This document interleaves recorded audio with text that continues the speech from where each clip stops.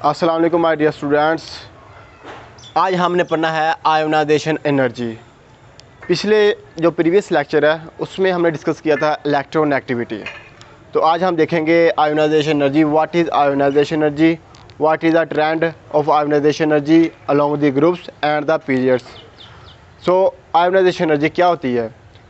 किसी भी एटम का जो वैलेंस शेल होता है उसमें जो मौजूद इलेक्ट्रॉन्स होते हैं उसको निकालने के लिए जो एनर्जी दरकार होती है, रिक्वायर्ड होती है, वो होती है आयोनाइजेशन एनर्जी। यानी the amount of energy which is required to remove the valence electron in an gaseous atom is called ionization energy. So let's see. The ionization energy is the amount of energy required to remove the most loosely bonded electron from the valence shell of an isolated gaseous atom।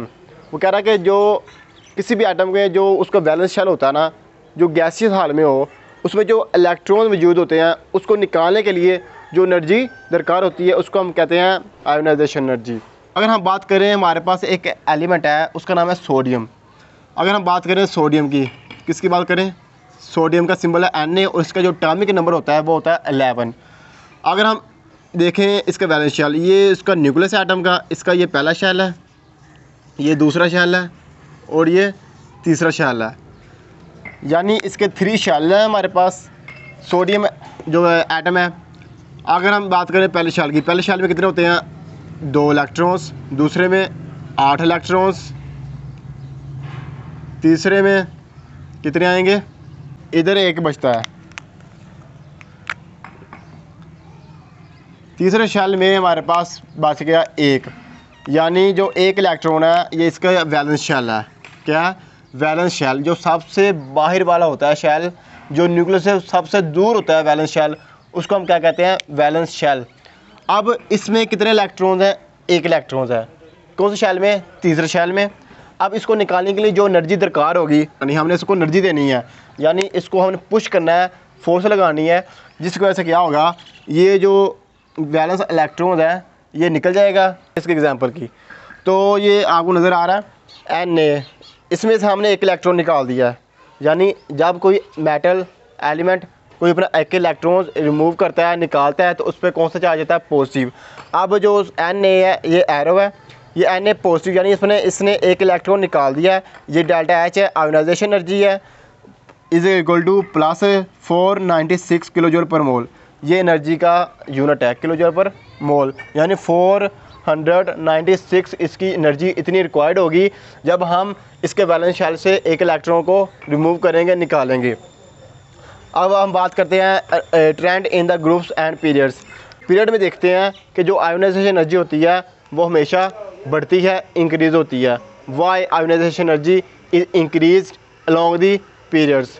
क्योंकि अगर हम बात करेंगे इस periods की अगर हम बात करेंगे पीरियड नंबर 2 की, तो अगर हम from left to right move करेंगे तो जो एटम का साइज़ होता है वो रिड्यूस होता है, कम होता रहता है, जिसकी वजह से क्या होगा?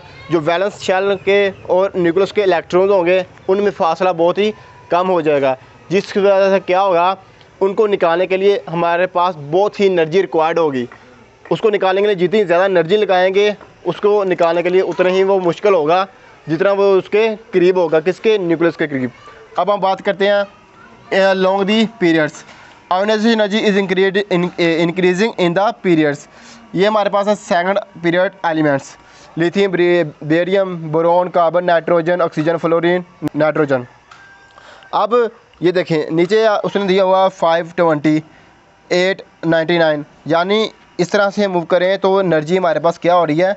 बढ़ रही है। वैल्यू ऑफ आयोनाइजेशन एनर्जी बढ़ रही है, जिस वजह से क्या होगा?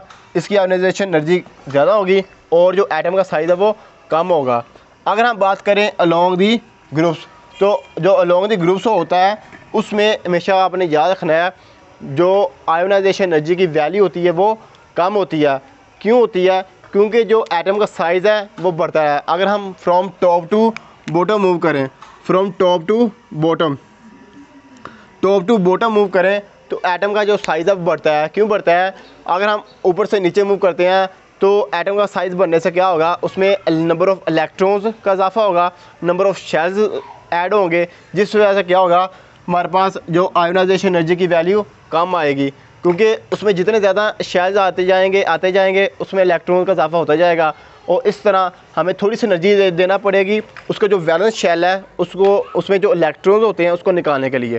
तो हमें ये पता चला कि along the periods ionization energy ज़्यादा होती है due to reduce size of an atom, और ग्रुप्स में जो आयोनाइजेशन एनर्जी होती है ये कम होती है due to large size of an atom. अब एक सवाल पैदा होता है कि why second ionization energy is greater than first ionization energy, क्यों? ये जो सोडियम है इसका एटॉमिक नंबर कितना है, 11। अब हम बात करेंगे सोडियम के एटॉमिक नंबर की, इसका नंबर है 11। अब इसका जो वैलेंस शेल है इसमें कितने इलेक्ट्रॉन्स हैं, 1। कितने इलेक्ट्रॉन है, 1। अब हमने इसको जब निकाल देना ये इलेक्ट्रॉन को, तो ये हमारे पास कौन सी एनर्जी आ गई, फर्स्ट आयोनाइजेशन एनर्जी। ये हमारे पास कितनी इसकी आयोनाइजेशन एनर्जी आई है, 496 किलो जूल पर मोल। अगर हम बात करेंगे दूसरे शेल में जो इलेक्ट्रॉन्स हैं, कौन से शेल में, दूसरे शेल में जो इलेक्ट्रॉन्स हैं, अब इसका और इसका अगर हम कंपैरिजन करें, मुवाजना करें, तो ये दूर है as compare to second shell. Second shell ज़्यादा करीब है किसके, न्यूक्लियस के। तो यहाँ पे क्या है आपके पास, इलेक्ट्रोस्टैटिक फोर्स ऑफ अट्रैक्शन,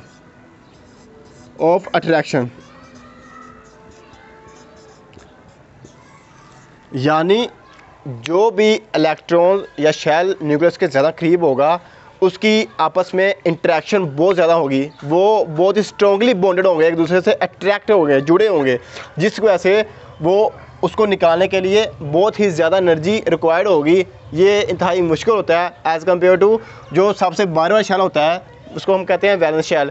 उसको निकालने के लिए थोड़ी सी एनर्जी रिक्वायर्ड होती है, क्योंकि उसकी जो न्यूक्लियस से और आपस में उसकी जो फोर्स ऑफ अट्रैक्शन वो बहुत ही कम होती है, जिसकी वजह से हम उसको थोड़ी सी एनर्जी दें तो वो वहाँ से रिमूव हो जाता है। तो आई होप आपको लेक्चर की समझ लगी होगी। अगर आपका कोई भी क्वेश्चन हो तो आप कमेंट में पूछ सकते हैं, और अगर कोई भी आपको और टॉपिक समझना हो तो आप कमेंट में नीचे मेंशन कर दें, मैं उस पर वीडियो बना दूँगा। Thank you very much.